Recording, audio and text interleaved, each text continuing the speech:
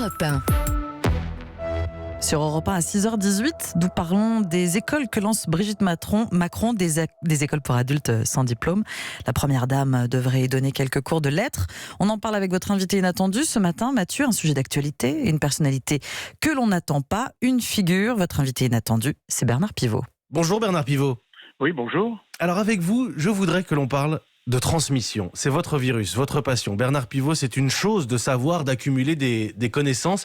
C'est une autre chose que de les transmettre. Ah bah oui, mais si on garde pour soi ces connaissances, c'est de l'égoïsme. Donc il faut savoir transmettre à ceux qui sont plus jeunes que vous, à ceux qui n'ont pas eu la chance de faire des études, à ceux qui manifestent de la curiosité pour les choses de la culture, de l'esprit.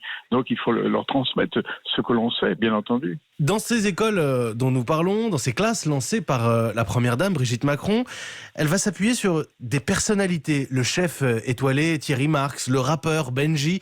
Une question bête d'abord. Est-ce que vous avez été contacté ? Ah non, pas du tout. Pas du tout. Est-ce qu'à vos yeux, c'est important d'avoir un mentor pour grandir intellectuellement ? Est-ce que c'est important d'avoir ce genre de modèle ? Je ne connais pas bien cette histoire d'école, mais si on a des gens compétents pour transmettre, je reprends le terme que vous avez employé, pour transmettre le savoir, évidemment, ça vaut mieux. En plus de ça, si c'est quelqu'un de célèbre, probablement impressionne-t-il les apprenants, peut-être sont-ils plus attentifs devant quelqu'un qui a un nom célèbre plutôt que devant quelqu'un d'inconnu, je ne sais pas. Aujourd'hui, on parle d'adultes, sans formation, sans diplôme, en dehors des classes, en dehors des librairies. À vos yeux, Bernard Pivot, comment est-ce qu'on redonne le goût d'apprendre, de se cultiver ? On l'apprend par l'exemple. Je dis toujours que pour encourager les enfants à lire, il faut que les parents donnent l'exemple. Sinon, quand il n'y a pas de livre à la maison, quand les parents ne lisent jamais, comment voulez-vous que les enfants prennent le goût de la lecture ? C'est impossible. Donc c'est la même chose. Si on entraîne ces enfants dans des expositions, si on les emmène au théâtre ou au cinéma, fatalement, ils prendront le goût de la culture. Et évidemment, là aussi, il faut ce goût peut se transmettre à des adultes qui n'ont pas eu la chance dans leur enfance, dans leur jeunesse d'apprendre et leur transmettre ce goût, cette curiosité pour toutes les choses de l'esprit. Par rapport à ce que vous avez, vous, connu, Bernard Pivot, connu et accompli d'ailleurs, est-ce que vous avez le sentiment que la télé ne remplit plus ce rôle de transmission aujourd'hui ? Elle le transmet probablement moins qu'il y a 30 ou 40 ans. C'est la faute à l'audimat. Malheureusement, l'audimat ne favorise pas les risques culturels. L'audimat donne toujours sa bénédiction à des émissions qui recherchent la faveur du plus grand public, du plus large public.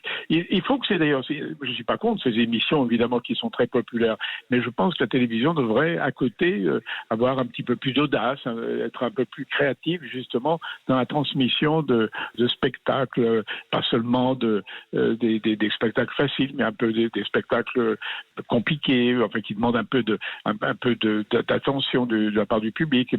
On voit par exemple il y a des opéras qui sont diffusés, mais qui sont diffusés à minuit et demi, 1h du matin. Donc, Bernard Pivot, j'ai lu, pour terminer, dans une interview, que le mot « aujourd'hui » était votre mot préféré oui. Pour ces adultes qui sont sans diplôme ni formation, sans emploi du tout, bien souvent. Aujourd'hui, c'est quoi ? C'est un nouveau commencement ? Aujourd'hui, c'est le mot des journalistes, c'est le vôtre, c'est le mien. Nous puisons la matière de nos émissions de radio, de télévision, de nos articles dans la presse, dans ce qui se passe au moment où nous vivons, dans la journée d'aujourd'hui. C'est un pléonasme, mais je l'emploie à dessein.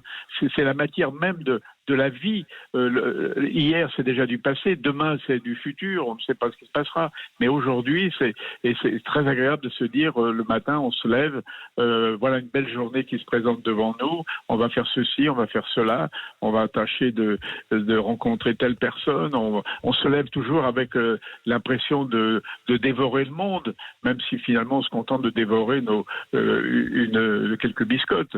Mais c'est quand même cette impression-là qui fait qu'aujourd'hui, à mes yeux, est un mot formidable. J'ajoute alors à titre très personnel que c'est un mot qui me plaît beaucoup parce qu'au beau milieu, vous avez remarqué qu'il y a une apostrophe. Merci Bernard Pivot. Ça allait être ma dernière question, mais vous y avez répondu avant que je ne la pose. Merci Bernard Pivot et belle journée à vous. Bonne journée à vous aussi. Au revoir.